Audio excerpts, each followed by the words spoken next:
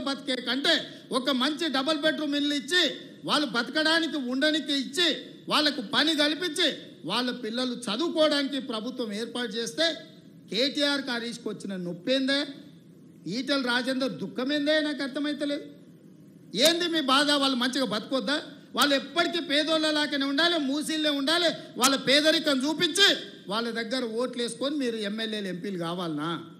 వాళ్ళు మంచిగా బతకొద్దా? వాళ్ళు మంచిగా బతుకుతే వాళ్ళ పిల్లలు చదువుకుంటే మీ దొరతనాన్ని ప్రశ్నిస్తారని చెప్పి ఈరోజు మీరు అడ్డం పడుతున్నారా? అదేవిధంగా బఫర్ జోన్లు ఉన్నోళ్ళను మీలాంటి మోసగాళ్ళు వాళ్ళకి అమ్ముతే వాళ్ళకి ఏ నష్టపరిహారం ఇద్దామో చెప్పండి. ప్రభుత్వం గొట్టుపోలే, ప్రభుత్వం మొత్తం దివాలా తీయలే. నువ్వు 7 లక్షల కోట్ల రూపాయలు అప్పు చేసినా ఈ ప్రభుత్వానికి చిత్తశుద్ధి ఉంది. ప్రభుత్వం నిధులు తెద్దాం, తెచ్చి వాళ్ళని ఆదుకుందాం. ఏ విధంగా వాళ్ళను తొలగించడం ద్వారా వాళ్ళకి న్యాయం చేద్దామో చెప్పండి. చెరువులలో ఉన్న ఎఫ్టీఎల్ తొలగించాల్సిందే, బఫర్ జోన్ అక్రమ నిర్మాణాలు తొలగించాల్సిందే, కాలువలలో నాలాల ఆక్రమణలు తొలగించాల్సిందే, మూసీలో ఉన్న అక్రమ నిర్మాణాల నుంచి బెడ్లో మూసి రివర్ బెడ్లో ఉన్న పేదల ఇల్లు తొలగించాల్సిందే, బఫర్ జోన్లు ఉన్నాయి తొలగించాల్సిందే. తొలగించేటప్పుడు వాళ్ళకి ఏ విధంగా ఆదుకోవాలనో ప్రభుత్వం ప్రణాళిక చేస్తుంది.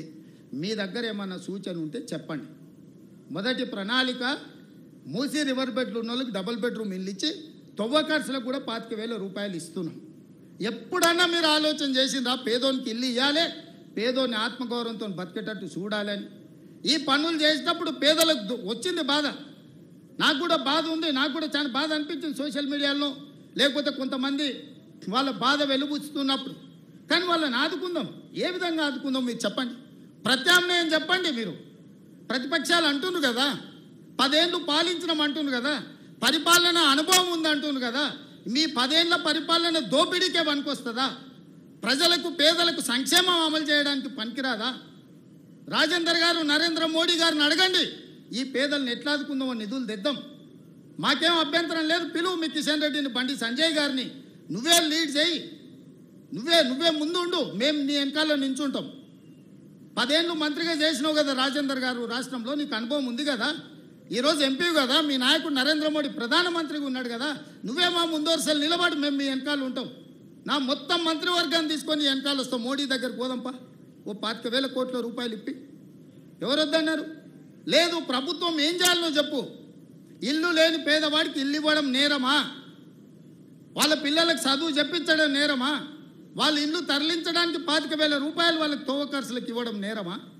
అవి చేస్తుంటే మీరు ఎందుకు అడ్డం పడుతుర్రు?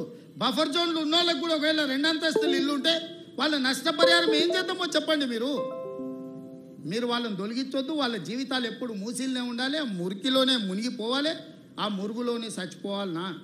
కింద నల్లగొండ జిల్లా ఎల్బీ నగరు, మహేశ్వరము, ఇబ్రాహీంపట్నము, మునుగోడు, తుంగతుర్తి, నకరేకల్లు, భువనగిరి, ఆలేరు, ఇవన్నీ మూసి ప్రాజెక్టు కింద 40,000 ఎకరాల ఆయకట్టు ఉంది. ఇక్కడి నుంచి అక్కడికి మురుగునీళ్ళు పోయి ఒక పక్కన ఫ్లోరైడ్, రెండో పక్కన మూసి మురికి నల్గొండ జిల్లా ప్రజలు బతకలేని పరిస్థితిలో ఉంటే ఆ నల్గొండను ప్రక్షాళన చేయడానికి ఈరోజు ఒక ప్రయత్నం చేస్తుంటే దాన్ని అడ్డుకుంటున్నారు. రేపు పొద్దుగాలు ఏ మోకం పెట్టుకొని నల్గొండలు తిరుగుతావు కేటీఆర్? నువ్వు నల్గొండల కాలు పెట్టు, పోయి ఈరోజు భువనగిరో, ఆలేరో, నకరేకల్లో పోయిరాపో, ఒకసారి పోయి వస్తే నీకు హరీష్ రావుకి అక్కడ ఏముందో పరిస్థితి తెలుస్తుంది. మూసి మురుగుతోనే అక్కడ పంటలు ఎట్లా కలుషితం అవుతుందో పోదంపా.